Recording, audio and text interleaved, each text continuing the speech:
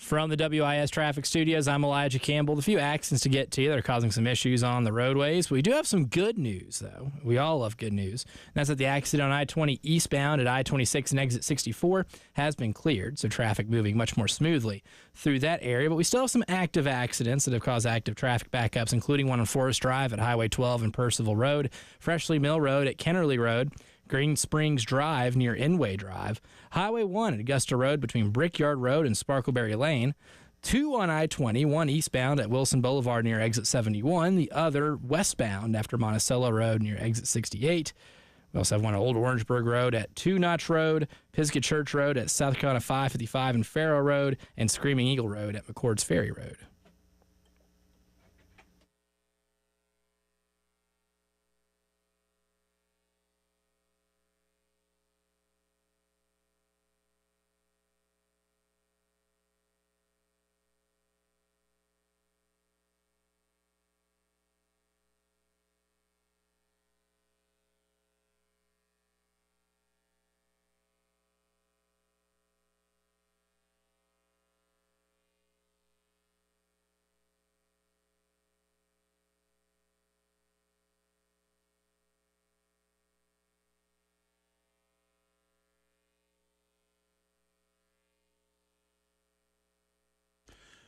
It is Drive Around the SEC time on this Tuesday. Welcome back in. Jay and Elijah with you. Speaking of the SEC reminder, coming up tonight, in fact, inside of an hour on 107.5 The Game in Columbia and across the Gamecock Radio Network, Carolina at Georgia. Derek Scott, Judge Casey Manning on the call courtside at beautiful Stegman Coliseum. All right, well, Stegman Coliseum. I mean, it's beautiful in its own way. It is. It's an old barn, man. Yeah. I'm a fan of the old barns. I think, again, I'm not talking about Rick. The most popular tenant of Stegman is the gym dogs, they call them over there, the gymnastics. Called them the gym dogs. Oh, I did not know that. And then I would say like that. Then I would say the basketball teams. Yeah. I've joked before, and I better be careful because, like, somebody, you know, and now I do have a daughter that goes to the University of Georgia. Does she know they play basketball? She does, actually. Oh, wow. Well, that puts her ahead of the curve when it comes to student support for that basketball team. It's funny, man. She said last year, remember when Georgia had won here? Yeah. It was a big and then Carolina won there. And she said she found herself not meaning to, but she realized as the game was going on, she went to the one at Stegman, that she was cheering for Carolina. And she was like some of my friends, like she was sitting with two girls that are also from Columbia, right, who also were raised as South Carolina fans. And so they were kind of like, they didn't really know what to, but they looked around like nobody was mad at them or anything. Cause like you would at a football game if you were in the Georgia student section playing against like Tennessee. And they weren't like, woo, but they were like not, oh, you know, like, cause you know what I'm saying? So, but it leads me to the thing I've said before. Like, I think if you took men's basketball away from Georgia for like 3 years, fans would look around and go like, don't we have a basketball team? Don't we play this sport too?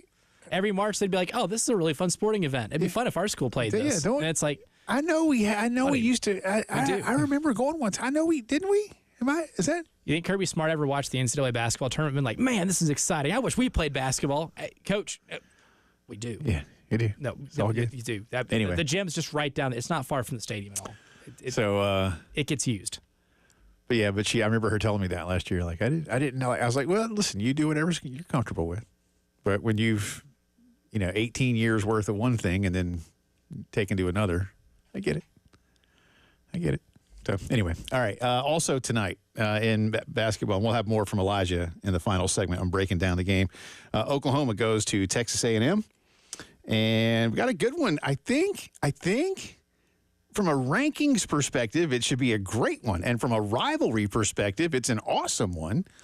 Kentucky is at Tennessee. I'm going out on a limb, Elijah. These two schools don't like each other. They don't historically hate each other. Yeah.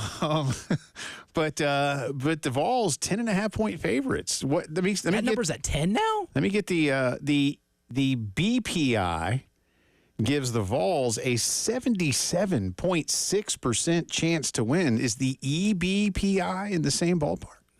About 10 percentage points lower, about 67% Tennessee. Okay. Because in this type of game right here, there's not many rivalry games in the sport of college basketball where you can almost bank on the road team winning. This is one of those. Who was my boy last year? Reed Shepard, Yeah. who went bananas. went nuts in Knoxville. Yeah. And Jody Meeks, about a decade and a half ago, scored 54 at Thompson Bowling Arena. Yeah. Well, on a Billy Gillespie coached bad Kentucky basketball team against a good Tennessee team. Yeah.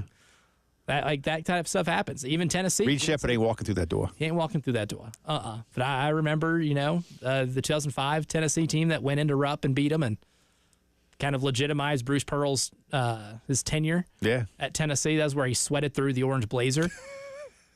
Phenomenal game. But, I mean... Phenomenal sweater. And oh, my God. I mean, this rivaled by only Sean Miller and Buzz Williams, I think, are the only two where I'm like, Gary Williams, too. Gary Williams, Williams could sweat, man. All time. He could sweat. Perspirators. Like, he could sweat. these guys can be a one-man wet floor sign. I think that's why Gary kept the blazer on. Kept the sport coat or blazer or suit coat on. Because he knew people were watching. Yeah, man. That's what I would do. I sweat like that, man. It's disgusting. So I think I would keep the coat on even if I was dying inside a little bit. But, yeah, I would give Kentucky a little more of an edge than maybe your traditional computers do because the computers don't, issue into their metrics. The emotion. The voodoo that exists in this game. Tennessee, though, defensively, if they can blow up Kentucky's off-ball actions, which is what Kentucky does best. They play zoom action better than any team in college basketball, and they get a lot of three-point looks off of that.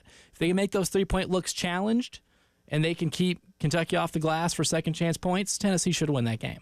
I don't know why anybody would bet on this one tonight, to be honest with you. Tennessee minus 650 on the money line. Just enjoy the game. Just enjoy the game. That one you can just enjoy. But if you do like Kentucky to cover the 10.5. The history of Kentucky going into TBA and winning, That's not bad for Kentucky to get the whole thing. You got to go, that's not bad on the money line. No. Plus 425. You can win you some good money. Yeah, but they got to win the game. Yeah. Easier said than done. Yeah. But that would be the most Kentucky thing in the world is to go in there and win that game. Tennessee 4-3 in conference, UK 3-3 in conference. Again, number 8 Tennessee, number 12 Kentucky. Continuing the drive around the SEC, but back to our conversation last hour with Jeremiah Donati. Let's go to the stadium cut that you got here. Again, we talked about revenues and where new revenue streams can be created, how to manage what you've got, what you can do, what do you have to work with. And Jeremiah, as he has said in both of his visits with us here at 107.5 in Columbia, a lot of it comes from Williams-Brice. Is that a good place to jump off into this cut? There's money to be made at the football stadium. Into, or maybe a potential segue into Williams-Brice Stadium, and one of the things that is currently, top of my mind is there's a lot of money, literally and figuratively, locked inside Williams-Brice. I mean, it's not a secret. I think we have 18 suites. It's last in the conference. I think Arkansas, for example, has 184. We have the fewest premium seat offerings. Why is that important? Well, that's a lot of revenue that could be used to reinvest in the department. And so right now we're without that. And so what's a challenge for us in the short term is candidly huge upside, because we're the only school, maybe, and you could tell me this, Jay, you could look up the Power 4 schools in your computer there. I don't know how many schools really have the opportunity to build what we could potentially build. And so that's a really big opportunity for us. And obviously nothing has been approved yet. And we've had some great conversations internally and even with the board. And I'm very optimistic that we will have a plan to do this. And I think, taking a more of a holistic look at the stadium, not just one side and even beyond that, I think is really critical to our future success. And I know I probably stepped in front of some of your questions, but I think, operationalizing the house case settlement and really understanding the opportunities at Williams-Brice Stadium, and you asked the fundraising component, Elijah, I think are absolutely critical to our success.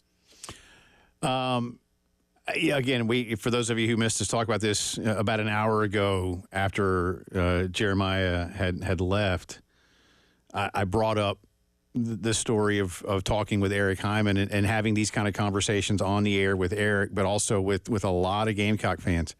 and many of them, especially from, and this is only me going back and being observational. This is no judgment, I assure you. But a lot of older fans back then who had been paying very small amounts to sit in very good seats through the Gamecock Club, and how far behind, how just dramatically far behind South Carolina was in relation to Florida and Georgia. And I did a deep dive study into what fans paid from a seat premium or booster club membership level to get those kinds of seats in like sections 4, 5, and 6. And there were so many people at Williams-Brice back then, 15, 20 years ago, paying $100. Well, not 15, but let's go 18 to 20 and farther back. $100 a year through the Gamecock Club, and getting, because they'd been there for so long. It got kind of just grandfathered in. Yeah. Whereas at Florida, at the same time, when I was looking at to sit in, like, again, the equivalent of sections 4, 5, and 6, to sit, on the home side between the 40s, it's like $5,000. That's a massive gap, and it adds up. And some people were that paying type of stuff per seat. Some people were paying full scholarship, and some people were Silver Spur and things like that. But yeah, I mean, I asked questions of the folks on campus, and they're like, "Yeah, we got a lot of, Century Club, Roundhouse Club, half scholarship," and everybody appreciates it. You give what you can give, but when you're being outspent or outgained, I should say, by that much, it's going to cost you. And Carolina is this is not the same, because they have reconfigured things and put certain levels at places. And I'm not saying they're going to do anything different about that. I'm giving you, that we've had these conversations within 2 decades of one another. What else can we do to maximize the amounts of revenue? Because there is a demand, and people will pay for it. Mm-hmm. And people do want more premium seating at Williams-Brice. Now, what does that look like? We'll come back with one more cut on, speaking of new revenue. We'll have that. And, again, Elijah breaks down the chances for South Carolina to finally get a win in men's basketball conference play. You're listening to the Postgame Show.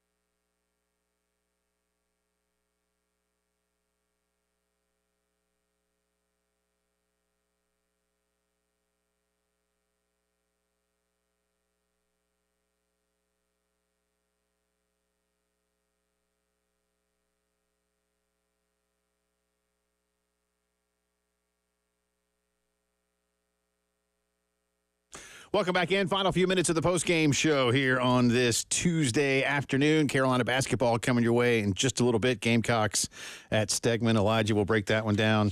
I know you have, sir. Many of you might have. If not, go look it up. It's kind of funny. I feel kind of bad for him at the same time. But Archie Miller, who is Rhode Island's head coach, was asked a question.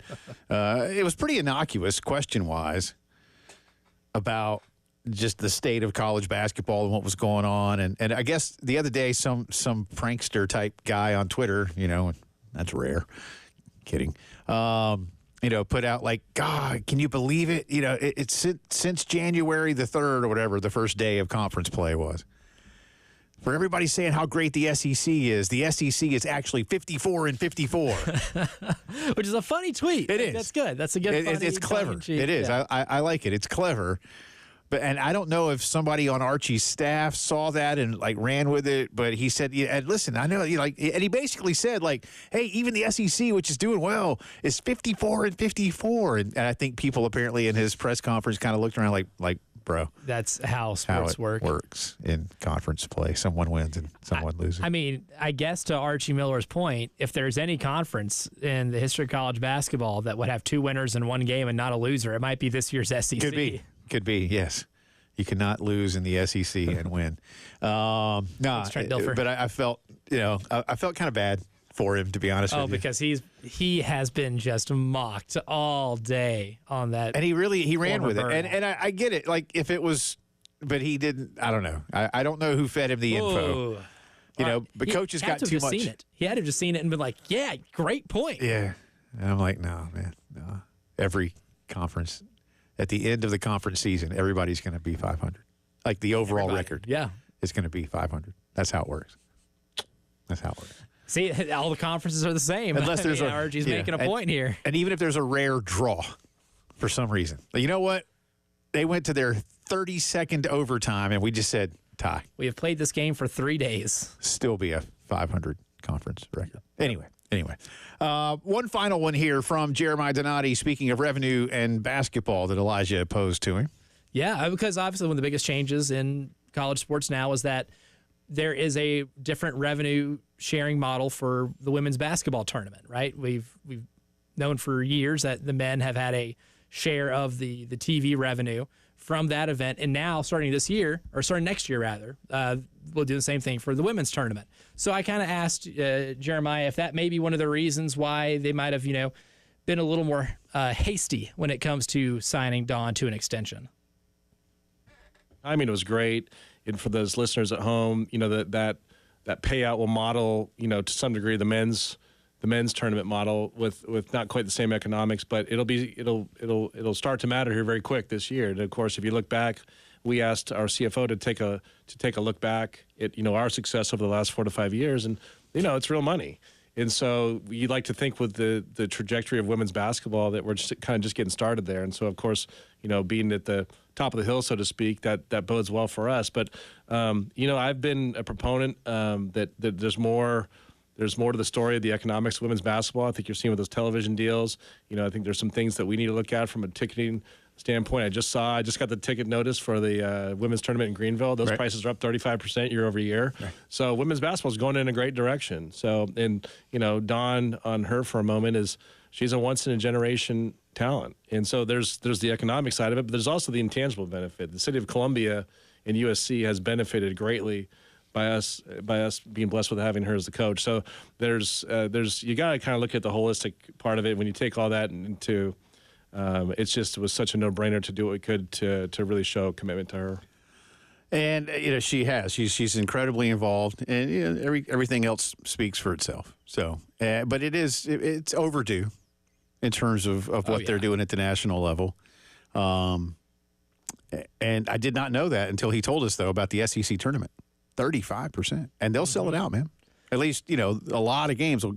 And listen, LSU, Tennessee, Carolina, with Texas and Oklahoma coming over, it's going to be cool, man. And the success of what it was last year. Yeah. Was there a more dramatic conference tournament in men's or women's college basketball last year than the SEC women's tournament between Tennessee's ferocious comeback on South Carolina, Camilla hitting the buzzer beater, the championship game between Carolina and LSU the very next day, and all that ensued with it. And now you're adding Texas and Oklahoma, which are legit top 15 teams, Texas being a legit top 10 team. Yep. That adds a lot, man. Oh, and then Kentucky got significantly better. Yeah, yeah. Vanderbilt's gotten better. Yeah. Like Tennessee has gotten better. Yeah. So, I mean, if you want to talk about intriguing postseason tournaments, the SEC women's tournament from a storyline and character perspective has everything you could possibly want when it comes to entertainment. That does not surprise me at all that those ticket numbers look like that. Bon Secours Wellness Arena. Where the SEC women's tournament is today and bingo tomorrow. Pickleball tomorrow. If you don't know that, we'll have to tell you later. Bon Jovi on Saturday. Sorry, no, I have a story. Real quick, Carolina tonight. Good chance, right? Better than 1 in 3, week. maybe 1 in 3 chance. 1 in 3. Okay. Yeah, we're at I was even more than that. 37%. Okay, so a little better than 1 in 3. Chance to win tonight. All right. It's the desperation bowl between these two teams. Yeah, again, 11 combined losses in a row for Carolina and Georgia men's basketball. So something's got to give. Maybe Carolina finds a way to push it through. We shall see. We'll do it again tomorrow. Carolina basketball coming your way in a half hour's time. See you.